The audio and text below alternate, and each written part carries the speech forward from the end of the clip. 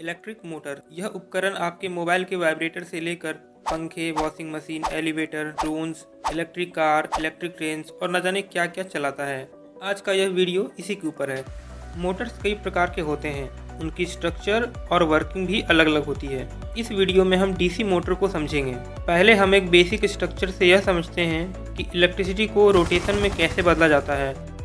Wire imagine कीजिए जो दो मैग्नेट्स के बीच रखा है। मैग्नेट एक मैग्नेटिक फील्ड बनाता है जिसका डायरेक्शन नॉर्थ पोल से साउथ पोल की ओर होता है। इस मैग्नेटिक फील्ड को हम लोग मैग्नेटिक फील्ड लाइन से रिप्रेजेंट करते हैं, जैसा कि यहाँ दिखाया गया है। जब इस वायर को एक बैटरी से जोड़ते हैं तो इस वायर में से करंट फ्लो होता है। इस करंट की वजह से वायर पर फोर्स लगता है। फोर्स का डायरेक्शन जानने के लिए हमें फ्लेमिंग के लेफ्ट हैंड रूल को इस्तेमाल करना पड़ेगा, जिसके अनुसार लेफ्ट हैंड का thumb, index finger and middle finger आपस में परपेंडिकुलर रखते हैं। इंडेक्स फिंगर को मैग्नेटिक फील्ड के डायरेक्शन में और मिडिल फिंगर को करंट के डायरेक्शन में रखते हैं। तो थंब वायर पे लगने वाले फोर्स का डायरेक्शन बताता है। इस सिचुएशन में यहाँ पर फोर्स इस डायरेक्शन में लग रहा है। अब ऐसा करते हैं कि इस वायर का एक लूप बनाते हैं और लूप के दोनों साइड पे फ्लेमिंग का लेफ्ट हैंड रूल लगाते हैं। अब देख पाओगे कि दोनों साइड पे जो लगने वाला फोर्स का डायरेक्शन है वो अलग अलग है। एक पे लगने वाले फोर्स का डायरेक्शन नीचे है तो दूसरे पे लगने वाले फोर्स का डायरेक्शन ऊपर है। यह दोनों फोर्स इस लूप पर टॉर्क लगाता है, जिससे यह लूप घूमता है। यह लूप पूरा नहीं घूम पाएगा, यह लूप बीच में आकर रुक जाएगा।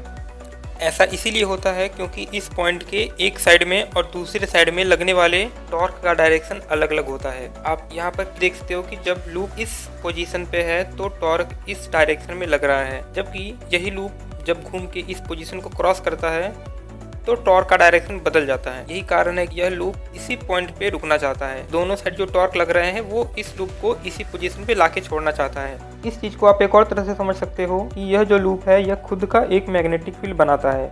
तो लूप जो मैग्नेटिक फील्ड बनाता है यानी कि नॉर्थ और साउथ पोल, यह एक्सटर्नल नॉर्थ और साउथ पोल जो हमने मैग्नेट रखे हैं उसके साथ अलाइन होना चाहता है। और जब तक यह अलाइन नहीं होता है तब तक इस लूप पर टॉर्क लगता रहेगा इस डायरेक्शन में, ताकि यह एक्सटर्नल मैग्नेटिक फील्ड के साथ अलाइन हो जाए। तो जब यह लूप घूमते घूमते एक्सटर्नल मैग्नेटिक फील्ड के साथ अलाइन हो जाती है तब इस पे लगने वाला टॉर्क बंद हो जाता है और मोटर फिर आगे घूमना नहीं चाहता है।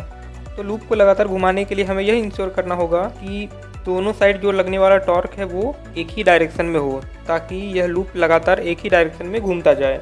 दूसरे साइड में जो लगने वाला टॉर्क का डायरेक्शन है, अगर हम उसे पलट दें तो यह मोटर लगातार एक ही डायरेक्शन में घूमता रहेगा। ऐसा करने के लिए हमें फोर्स का डायरेक्शन चेंज करना होगा और फोर्स का डायरेक्शन चेंज करने के लिए हमें इसमें फ्लो होने वाले करंट का डायरेक्शन चेंज करना होगा। हर आधे रोटेशन पे करंट का डायरेक्शन बदलने के लिए हम कम्यूटेटर और ब्रश का इस्तेमाल करते हैं। कम्यूटेटर एक रिंग जैसा होता है जो अलग अलग सेगमेंट्स में बटा होता है और इस लूप से जुड़ा रहता है। कम्यूटेटर भी इसके साथ ही घूमता है। इस तक बिजली पहुंचाने के लिए हम ब्रश का इस्तेमाल करते हैं जो कम्यूटेटर के कॉन्टेक्ट में रहता है। इस अरेंजमेंट से दो फायदा होता है। पहला, हर आधे रोटेशन के बाद लूप में करंट का डायरेक्शन बदल जाता है, जो कि मोटर के लगातार घूमने के लिए जरूरी भी है। और दूसरा यह कि आप किसी घूमती हुई चीज़ को इलेक्ट्रिसिटी कैसे दोगे। यहाँ पर यह जो लूप और कम्यूटेटर है वो घूम रहा है और जो पावर सप्लाई है यानी कि बैटरी वो रुका हुआ है। तो इस रुके हुई चीज़ से किसी घूमते हुए चीज़ को बिजली कैसे दें। अगर डायरेक्टली वायर जोड़ेंगे तो वायर ऐसे रोटेट होकर टूट जाएगी। यह जो कम्यूटेटर और ब्रश का अरेंजमेंट है यह इस चीज को पॉसिबल कर पाता है और हम इस घूमते हुए लूप तक बिजली पहुंचा पाते हैं। बिजली मिलने पर यह लूप घूमता है और हर आधे रोटेशन के बाद करंट का डायरेक्शन बदल जाता है, ताकि लगने वाला टॉर्क हमेशा एक ही डायरेक्शन में लगता रहे, जिससे यह लूप लगातार घूमता रहता है। तो यही है मोटर के वर्किंग का एक simple explanation. Actual DC motor का भी वर्किंग सेम ही होता है, लेकिन स्ट्रक्चर वाइज और भी ज़्यादा मॉडिफाइड होता है। आने वाली वीडियोस में इस एक्चुअल डीसी मोटर को डिटेल से डिस्कस करेंगे। तब तक के लिए इस वीडियो को लाइक करें, शेयर करें और चैनल को सब्सक्राइब करके अपना सपोर्ट दिखाएं।